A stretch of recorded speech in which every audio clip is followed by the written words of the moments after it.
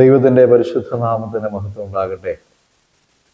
എല്ലാ വർഷവും നവംബർ ആദ്യ ഞായർ അഖില ലോക സൺഡേ സ്കൂൾ ഞായറായി നാം വേർതിരിച്ചിരിക്കുകയാണല്ലോ. ഈ വർഷവും സൺഡേ സ്കൂൾ ഞായറായി ആചരിക്കുവാൻ ദൈവം നമ്മെ ഇടയാക്കിയ എല്ലാ വിധങ്ങൾക്കായിട്ടും ദൈവത്തിന് സ്തോത്രം ചെയ്യുന്നു. മധ്യകേരള മഹാഇടവക ക്രിസ്തീയ വിദ്യാഭ്യാസ വകുപ്പിന് നിങ്ങളേവരിലൂടെയും ലഭിക്കുന്ന പ്രാർത്ഥനാപൂർവമായ സഹകരണങ്ങൾക്ക് ദൈവനാമത്തിൽ നന്ദി പ്രകാശിപ്പിക്കുകയും ചെയ്യുന്നു. ഈ വർഷം നമ്മൾ ചിന്തയ്ക്കായി തിരഞ്ഞെടുത്തിരിക്കുന്ന ചിന്താവിഷയം സേവനത്തിനായുള്ള വിളി എന്നുള്ളതാണ്. A call to serve. വിളി എന്ന് പറയുന്നത് വളരെ പ്രധാനപ്പെട്ടതാണ്. വിളിയോട് പ്രതികരിക്കുക എന്നത് വിളി കേൾക്കുന്ന ആളുടെ ഉത്തരവാദിത്വമാണ്. ചില വിളികൾ നമ്മെ സന്തോഷിപ്പിക്കാറുള്ളതും മറ്റു ചിലത് നമ്മെ അലോസരപ്പെടുത്തുന്നതോ ഉത്കണ്ഠപ്പെടുത്തുന്നതോ ആയിരിക്കും. പല ആളുകളും തങ്ങൾക്കിഷ്ടമുള്ള അല്ലെങ്കിൽ തങ്ങളുടെ ആഗ്രഹങ്ങൾക്കും പ്രതീക്ഷകൾക്കും അനുസരിച്ചുള്ള വിളിയാണ് പ്രതീക്ഷിക്കാറുള്ളത്. ദൈവം നമ്മെ വിളിക്കുന്ന ദൈവമാണ്. ദൈവം വിളിക്കുന്നത് നമ്മെ ചില നിയോഗങ്ങൾ ഭരമേൽപ്പിക്കുവാനാണ്. ഇംഗ്ലണ്ടിൽ വ്യാവസായിക വിപ്ലവം നടക്കുന്ന കാലം. തെരുവിൽ പരസ്പരം തമ്മിലടിച്ചും കലഹിച്ചും അച്ചടക്കമില്ലാതെയും നടന്ന കുഞ്ഞുങ്ങൾക്ക് റോബർട്ട് റൈറ്റ്സ് എന്ന വ്യക്തിയിലൂടെ ക്രിസ്തീയ വിദ്യാഭ്യാസം നൽകപ്പെട്ടപ്പോൾ മൂല്യബോധമുള്ള ഒരു സമൂഹത്തെ വാർത്തെടുക്കുവാനായി സാധിച്ചു. ഈ മഹത്തായ ചുവടുവെപ്പ് സൺഡേ സ്കൂൾ എന്ന പ്രസ്ഥാനം രൂപീകരിക്കപ്പെടുവാൻ ഇടയായി. CMS മിഷണറിമാരിലൂടെയും ആർച്ച് ഡീക്കൻ ഉമ്മൻ മാമൻ അച്ഛനിലൂടെയും ഈ മഹത്തായ പ്രസ്ഥാനം ക്രമീകൃതമായ രീതിയിൽ പ്രയാണം ചെയ്ത് ആ യാത്ര ഇന്നും തുടരുകയാണ്. ഇത് ദൈവീക വിളിയുടെ ഒരു അനുഭവമായാണ് നാം മനസ്സിലാക്കുന്നത്.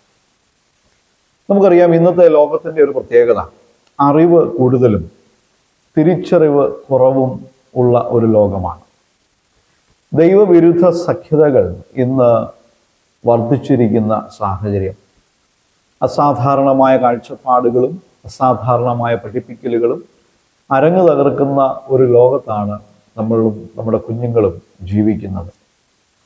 ഇത്തരം ലോകക്രമത്തിൽ ദൈവവചനത്തിൻ്റെ വെളിച്ചം ഒളിമങ്ങാതെ നിലനിർത്തുക എന്നുള്ളത് നമ്മുടെ ഓരോരുത്തരുടെയും ഉത്തരവാദിത്വമാണ്. ക്രിസ്തീയ വിദ്യാഭ്യാസം പ്രസ്തുത പ്രക്രിയയ്ക്ക് തുടക്കമിടുന്നതിനുള്ള ക്രമീകരണമാണ് ചെയ്യുന്നത്. സേവനത്തിനായുള്ള വിളി എന്ന ചിന്താവിഷയത്തെ ആസ്പദമാക്കി ചില ചിന്തകൾ ചുരുക്കമായി പങ്കുവയ്ക്കുവാനായാണ് ആഗ്രഹിക്കുന്നത്. ഒന്ന്, വിളി കേൾക്കുക, വിളിയോട് പ്രതികരിക്കുക. ഒന്നാം പാഠമായി നമുക്ക് നൽകപ്പെട്ടിരിക്കുന്നത് 1 ശമൂവേൽ 3-ാം അധ്യായം 1 മുതൽ 10 വരെയുള്ള വാക്യങ്ങളാണ്. അതിൻ്റെ 10-ാം വാക്യമാണ് നാം ചിന്താവിഷയമായി എടുത്തിരിക്കുന്നത്. അരുളി ചെയ്യണമേ, അടിയൻ കേൾക്കുന്നു. ഹന്ന ദൈവഭക്തിയുള്ള ഒരു മാതാവായിരുന്നു. പ്രാർത്ഥനയ്ക്ക് ഉത്തരമായി ദൈവം നൽകിയ പൈതലിന് ശമൂവേൽ എന്ന് പേരിട്ടു. ശമൂവേൽ ജനിക്കുന്നതിന് മുമ്പേ അവനെ ദൈവത്തിനായി പ്രതിഷ്ഠിച്ചു എന്ന് 1 ശമൂവേൽ 1-ാം അധ്യായത്തിൻ്റെ 11-ാം വാക്യം വായിക്കുമ്പോൾ നാം മനസ്സിലാക്കും. ശീലോവിലെ പുരോഹിതനായ ഏലിയുടെ കീഴിൽ ശമൂവേലിന് ഏകദേശം 12 വയസ്സുള്ളപ്പോൾ അവനെ ആത്മീയ പരിപോഷണത്തിനും പരിശീലനത്തിനുമായി അയക്കുകയാണ്. അന്നത്തെ സാഹചര്യത്തെക്കുറിച്ച് 3-ാം അധ്യായത്തിൽ തന്നെ നാം കാണുന്നുണ്ട്. യഹോവയുടെ വചനം ദുർലഭമായിരുന്നതും ദൈവീക ദർശനമേറെ ഇല്ലാതിരുന്നതുമായ ഒരു കാലമായിരുന്നു അത്. എന്നാൽ തൻ്റെ മാതാവായ ഹന്നയുടെ പ്രാർത്ഥനയും ഏലിയുടെ കീഴിലുള്ള പരിശീലനവും ശമൂവേലിനെ ഉത്തമനായ ഒരു വ്യക്തിയാക്കി തീർന്നു. ദൈവവിളി കേൾക്കുകയും പ്രതികരിക്കുകയും ചെയ്യുക എന്നത് ഉത്തരവാദിത്വമുള്ള ഒരു വ്യക്തിയുടെ ചുമതലയാണ്. വചനം പരിശോധിക്കുമ്പോൾ വിളി കേട്ടവരായ അനേക വ്യക്തികളെ നാം പരിചയപ്പെടുന്നുണ്ട്. ചിലർ വിളിയോട് ശരിയായ രീതിയിൽ പ്രതികരിച്ചവരും മറ്റു ചിലർ വിളിയോട് അവിശ്വസ്തരും ആയിരുന്നു. ശമൂവേൽ ചെറുപ്പത്തിൽ തന്നെ ദൈവ ശബ്ദത്തിന് മറുപടി നൽകി.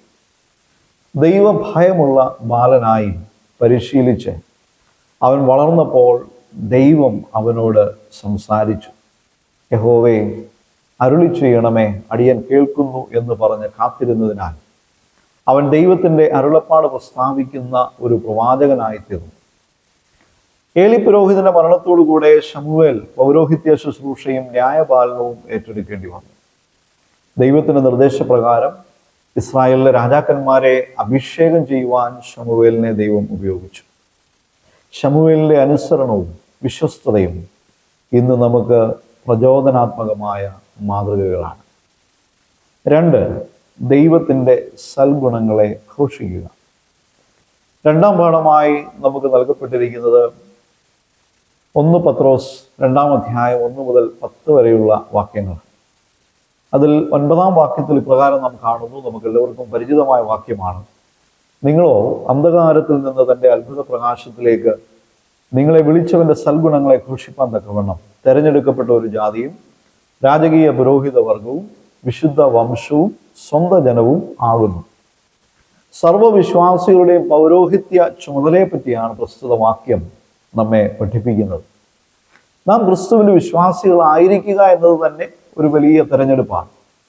നാം നിന്നതല്ല, ദൈവമാണ് നമ്മെ നിർത്തിയത്.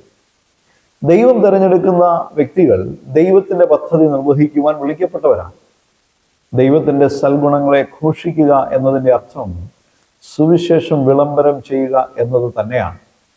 നാം അറിഞ്ഞ സുവിശേഷം നമ്മുടെ ജീവിതത്തിലൂടെ നാം ആയിരിക്കുന്ന സമസ്ത മേഖലകൾക്ക് അനുഗ്രഹമായി തീരുവാൻ ഒരു പങ്കുവെക്കലിൻ്റെ അനുഭവം നമ്മിൽ ഉണ്ടാകണം.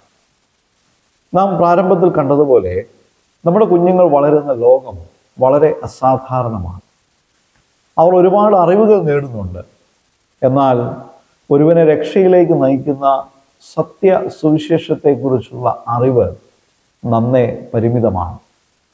സൺഡേ സ്കൂളിൽ പോകുവാനും ആരാധനകളിലും വിവിധ ശുശ്രൂഷകളിലുമൊക്കെ താല്പര്യത്തോടെ പങ്കെടുക്കുന്ന കുട്ടികളുടെ എണ്ണം ഇന്ന് നന്നേ കുറഞ്ഞു വരുന്ന സാഹചര്യമാണ്.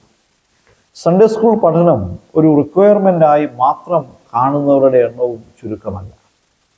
പ്രിയമുള്ളവരെ, ക്രിസ്തീയ വിദ്യാഭ്യാസം എന്നത് പത്രോസ് അപ്പോസ്തലന്റെ തന്നെ ഭാഷയിൽ പറഞ്ഞാൽ രക്ഷയ്ക്കായി വളരുവാൻ വചനമെന്ന മായമില്ലാത്ത പാൽ കുടിപ്പാൻ നൽകുന്ന ഒരു മഹനീയ ശുശ്രൂഷയാണ്. ഇന്ന് ദൈവികേതര വിശ്വാസത്തിൻ്റെ സമാന്തരമായ പാതകളൊക്കെ വിശാലമാക്കപ്പെടുകയും വെട്ടിനിരപ്പാക്കപ്പെടുകയും ഒക്കെ ചെയ്യുന്ന ഒരു കാലം കൂടിയാണ്. ഈ കാലഘട്ടത്തിലാണ് നമ്മുടെ കുഞ്ഞുങ്ങൾക്ക് വചനമെന്ന മായമില്ലാത്ത പാൽ നൽകുക എന്നത് അത്യന്താപേക്ഷിതമായ ഒന്നാകുന്നത്. നാം കണ്ടതുപോലെ ഒരു ദൈവവിശ്വാസി ആയിരിക്കുക എന്നത് ഒരു വിളിയാണ്. ദൈവവൈതലായി നിലനിന്നുകൊണ്ട് ദൈവോന്മുഖ പ്രവർത്തനങ്ങളിൽ നമുക്കും നമ്മുടെ കുഞ്ഞുങ്ങൾക്കും പങ്കാളികളാകുവാൻ ദൈവം സഹായിക്കട്ടെ. 3ാമതായി, ഫലം കായ്ക്കുക, വിളിയുടെ സമ്പൂർണ്ണ വിജയം.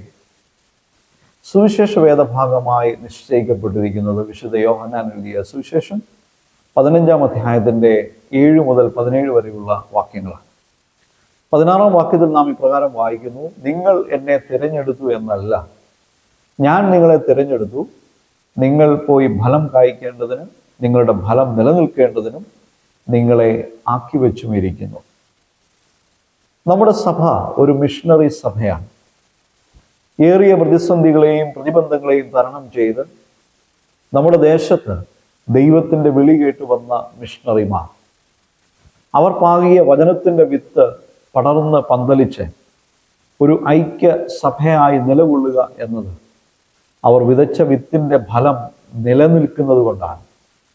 ദൈവിക പദ്ധതികളോട് പൂർണ്ണ മനസ്സോടെ അനുകൂല നിലപാടുകൾ സ്വീകരിച്ച് അവർ ഇറങ്ങി തിരിച്ചു. നല്ലവനും വിശ്വസ്തനുമായ ദാസനെ എന്ന വിളിക്ക് അവർ യോഗ്യരായി. പ്രിയമുള്ളവരെ, നമ്മെയും ദൈവം വിളിച്ചിരിക്കുകയാണ്. തലമുറകളായി പകർന്നു നൽകപ്പെട്ട ദൈവവചനമാകുന്ന ഫലത്തെ നിലനിൽക്കുന്ന അല്ലെങ്കിൽ തുടരുന്ന പ്രേക്ഷിത പ്രയാണമാക്കി മാറ്റുവാനുള്ള ചുമതല എന്നിലും നിങ്ങളിലും നമ്മുടെ ഇളം തലമുറകളിലും നിക്ഷിപ്തമാണ്. ഈ ലോകത്തിന് നമ്മുടെ സേവനം ആവശ്യമാണ്. പാപം നിറഞ്ഞ ലോകത്തിൽ ഒരു റൈറ്റേഴ്സ് മൈനോറിറ്റിയായി നിലകൊള്ളുവാൻ ദൈവം നമ്മെക്കുറിച്ച് ആഗ്രഹിക്കുന്നുണ്ട്. ദൈവം നമ്മിൽ നിന്ന് പ്രതീക്ഷിക്കുന്നുണ്ട്. വിളി കേൾക്കുന്നവർ അനേകരാണ്, എന്നാൽ വിളിയോട് ക്രിയാത്മകമായി പ്രതികരിക്കുന്നവർ വളരെ ചുരുക്കമാണ്. ശമൂവേലിനെ പോലെ വിളി കേൾക്കുവാനും വിളിയോട് ക്രിയാത്മകമായി പ്രതികരിക്കുവാനും നമ്മെ ദൈവം സഹായിക്കട്ടെ. അരുളി ചെയ്യണമേ, അടിയൻ കേൾക്കുന്നു എന്ന് ശമൂവേലിനെ പോലെ പറയുവാൻ നമ്മുടെ കുഞ്ഞുങ്ങൾക്കും ഇടയാകട്ടെ. അങ്ങനെ തിരഞ്ഞെടുക്കപ്പെട്ട സമൂഹമായി വിളിച്ചവൻ്റെ സൽഗുണങ്ങളെ ഘോഷിക്കുവാൻ ദൈവം നമ്മെ ഇടയാക്കട്ടെ. നമ്മെ നിയോഗിച്ച യജമാനന് ഫലം കായ്ക്കുന്ന ജീവിത അനുഭവങ്ങൾ നൽകുവാൻ ദൈവം നമ്മെ എല്ലാവരെയും സഹായിക്കട്ടെ എന്ന് പ്രാർത്ഥിക്കുന്നു. നമുക്ക് പ്രാർത്ഥിക്കാം. ദൈവമായ കർത്താവേ, അവിടുന്ന് വിവിധ നിയോഗങ്ങൾ ഞങ്ങളെ ഏൽപ്പിച്ചിരിക്കുന്നുവല്ലോ.